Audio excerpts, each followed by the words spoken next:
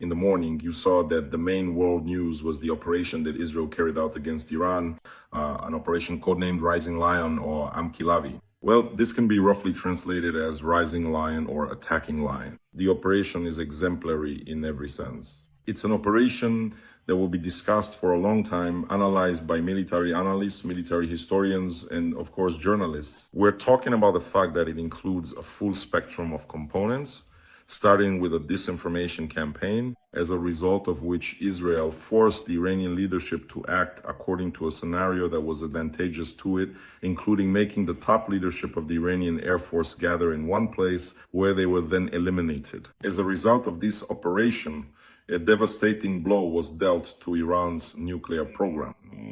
Israel has stated that Iran has enough components to build 9 nuclear bombs. Moreover, US President Donald Trump, who for a long time indicated that he was committed solely to a negotiation scenario, actually supported this operation and did so secretly. This was reported by the influential American publication Axios. And most importantly, the so-called devastating Iranian response against Israel never happened and obviously will not happen, primarily because Mossad agents carried out an operation that I referred to for convenience as Web 2. This is because in many details it mirrors the special operation by the Security Service of Ukraine and the main intelligence directorate, codenamed Web, which was conducted against the strategic aviation of the Russian aerospace forces when hundreds of drones secretly brought into Russian territory attacked strategic bombers right at their military airfields, destroying and damaging several dozen. Today, Israel and its intelligence services carried out a similar operation, though on an incomparably larger scale, and overall it was successful, although the final assessment of this operation still remains to be made. Moreover, Operation Rising Lion Amkilavi is not yet finished. It is ongoing, and as stated by the Israeli government, it will evidently continue for at least the next 2 weeks. What do we know about the results of the operation, which in Israel has been called preventive, a series of preemptive strikes, and which took place after a successful disinformation campaign, as a result of which Israeli intelligence managed to convince Iranian intelligence that the attack would definitely not happen over the coming weekend. Rumors were deliberately spread that the Prime Minister of Israel was planning to leave the country altogether. There was even information that he would supposedly be attending the wedding of one of his relatives. And the Israeli cabinet of ministers has no plans for anything in the near future. And as we understand, it was precisely this disinformation operation that, to a large extent, allowed the Iranian leadership to let its guard down, as they certainly were not expecting anything. All the more so since negotiations between representatives of the American and Iranian administrations were scheduled for tomorrow, June 14th. By the way, there is definitely symbolism in the fact that this attack took place on Friday the 13th. Well, I don't know if that's pure coincidence or intentional, but this operation clearly has, let's say, a biblical context, since the very name of the operation, Rising Lion, is taken from a line in the Holy Book and has direct references to their text. So as a result of today's preemptive strike and the attacks carried out with missiles and drones, according to reports from the Iranian state news agencies IRNA and Tasnim, the highest profile target was killed Major General Hossein Salami, the commander of the Islamic Revolutionary Guard Corps, who was one of the most influential figures in Iran. Let me remind you, the Islamic Revolutionary Guard Corps is the military branch of Iran's executive authority, operating parallel to the armed forces. It controls, among other things, let's say, internal security, suppresses dissent, and is involved in the development of ballistic weapons.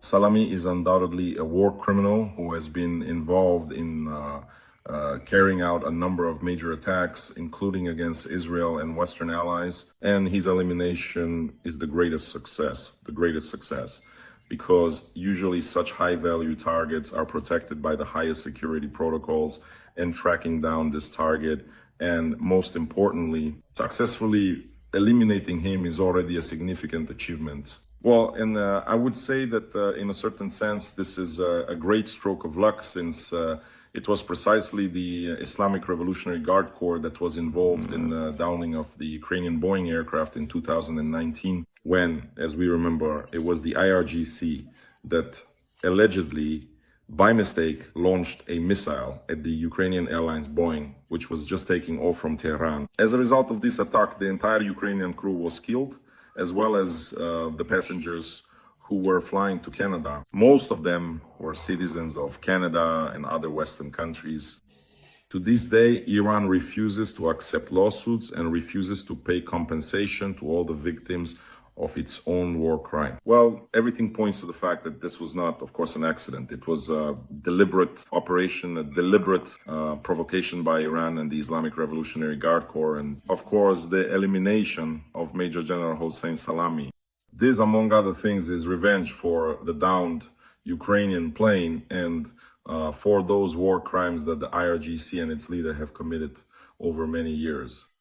Along with Soleimani, about 20 commanders of the Islamic Revolutionary Guard Corps and the army were also eliminated, as well as the chief of staff of the Iranian armed forces. This is the second high-profile target, Mohammad Bagheri, the commander of the IRGC Aerospace Force, Amir Ali Hajizadeh, Feridun Abbasi Davani, the head of Iran's atomic energy organization, Mohammad Mehdi Tehranchi, the president of Islamic Azad University.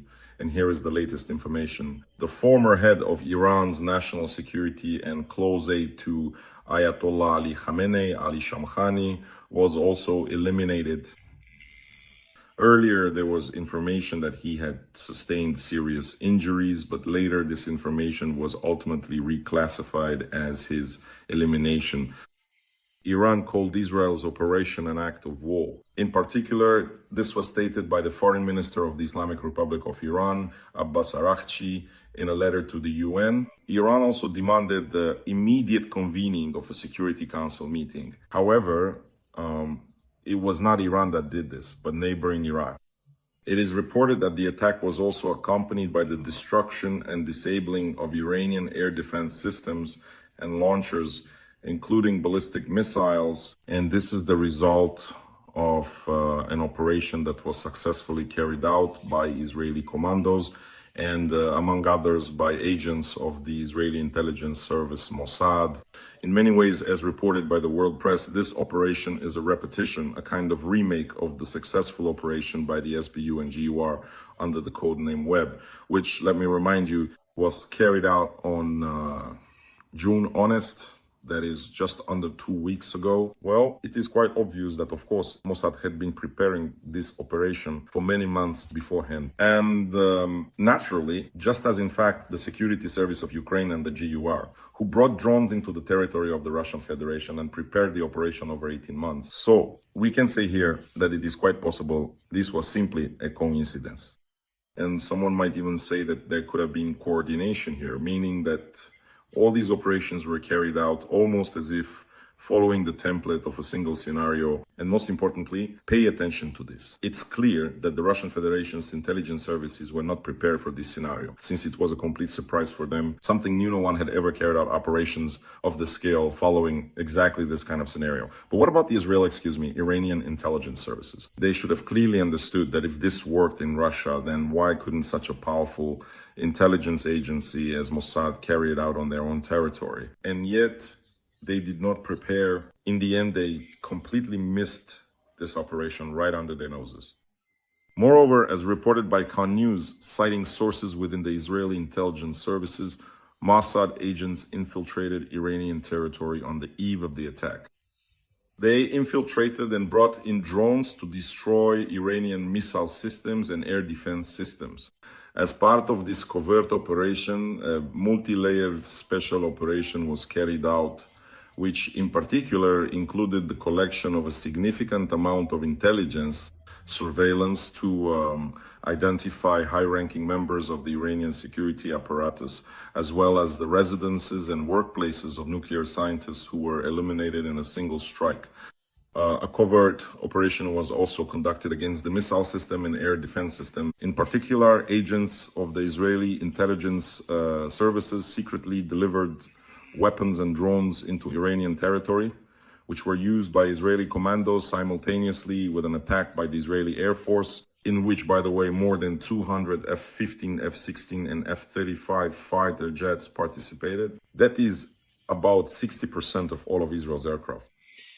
So while the Israeli Air Force was striking uranium enrichment facilities, military sites, missile bases, and other targets, 3 more Mossad commando operations were carried out on the ground. In one of these operations, high-precision weapons were deployed near Iranian missile launchers, and they were destroyed while panic was spreading, meaning while the enemy was still trying to recover. At that moment, the missile launches that were intended to be used for striking Israeli territory were destroyed.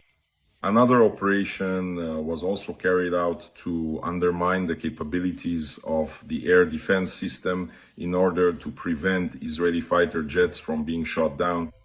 And as part of the third operation, which was tentatively called Web 2, strike drones were delivered to Iranian territory. These drones were activated during the attack and launched at the ground-to-ground missile launches in order to prevent a retaliatory strike. The drone operation, as an Israeli intelligence officer told Kan News, essentially mirrors in detail the web operation previously carried out by Ukrainian special services. Well, I'll say it again. This is a clear reference to the fact that it is very similar to the operation, literally down to the details. Once again, I repeat, this leads to certain conclusions that perhaps there was even some degree of coordination involved here. The fact that Russia and Iran, being strategic allies, signed a comprehensive partnership agreement, yet Moscow preemptively removed any clauses about military assistance from this agreement, unlike the agreement that Moscow signed with Pyongyang in North Korea, which specifically includes a commitment to provide military assistance. In the case of Iran, there is no such provision. And that is why Moscow naturally is indignant, foaming at the mouth. But of course, at this point, it is not planning to provide Iran with any concrete military assistance in the war against Israel. Moscow's reaction will be discussed a bit later. Well, after the first attack, which was carried out by 200 Israeli Air Force fighter jets, a second one has already taken place. During this attack, a military airport in Tabriz, in the northwest of Iran, was destroyed. The Shahid Fakhuri Air Base, which houses fighter jets of the Islamic Republic of Iran Air Force, was also targeted. Prime Minister Benjamin Netanyahu stated that Israel is prepared to fight for as long as it takes. And besides that, we can see how the Americans are acting. Once again, according to the publication Axios, Donald Trump has publicly distanced himself from Israel's actions. But privately, he welcomed and admired them, just as he did with the special operation by the SBU on Russian territory. He also made one statement publicly, but privately expressed admiration and support. As expected, U.S. Secretary of State Mark Rubio immediately stated that the United States was not involved in Israel's operation, called the strikes on Iran a unilateral action, and urged Iran not to attack American military forces in the region. We are not participating in the strikes on Iran. Our main priority is the protection of American forces in the region. The Americans also expressed hope that another round of negotiations would still take place on Saturday, June 14. Well, obviously, these negotiations will not happen. Iran has already announced this. No negotiations are being planned there. But overall, the Americans maintain a charmingly cynical smile. As the saying goes, it wasn't me and the cow isn't mine. But in reality, they're secretly twisting Iranian affairs in their pockets. Moreover, the Americans have already warned that they will provide Israel with all necessary military support in the event of an attack on it by Iran or any of its proxy agents. In short, they said, "We didn't attack, but if you do decide to attack Israel, you will face our harsh response."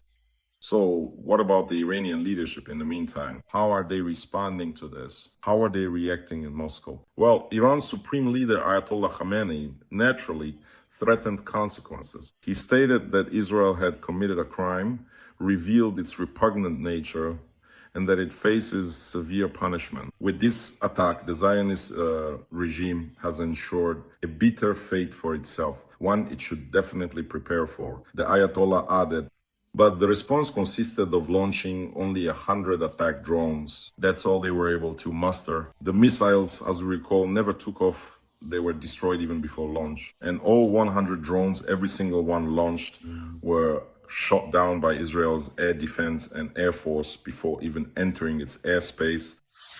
And essentially, that's probably the full extent of the response Tehran is currently capable of. That doesn't mean this is the end of the story. Of course not, they will continue to prepare. Undoubtedly, they are already planning something in response. But for now, judging by the fact that so many high-ranking military officials were eliminated in essence, the key figures, the entire leadership of the Islamic Revolutionary Guard Corps, say, will experience a certain pause. They won't be able to prepare this response quickly. And then there's Moscow. That's just, as they say, the cherry on top.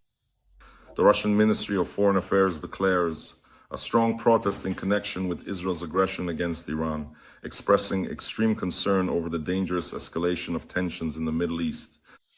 The Foreign Ministry's press service stated that Israel's actions are unprovoked military strikes against a sovereign UN member state, its citizens, sleeping peaceful cities, and nuclear energy infrastructure facilities. By the way, regarding the energy infrastructure facilities, strikes were carried out, and essentially all enterprises involved in uranium processing were destroyed. However, the Bushehr nuclear power plant, a civilian nuclear facility, was not targeted by the Israelis deliberately, in other words, intentionally, to demonstrate that civilian infrastructure is not the target of the attack.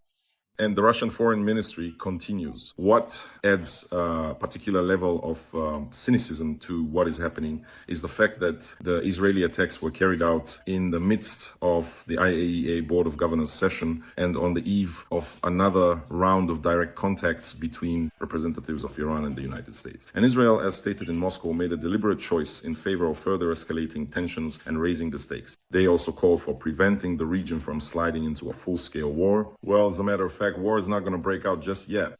For now, it looks one-sided because, I'll say it again, Iran would be glad to respond, but it has nothing to respond with. Nothing. Everything was burned to the ground. The Israeli Air Force used about 200 fighter jets during this attack, according to IDF spokesperson Efi Defrin. He stated that as a result of a highly precise, synchronized operation, 330 different munitions were used and more than 100 targets were hit. 200 fighter jets is approximately 60% of the Israeli Air Force's fleet.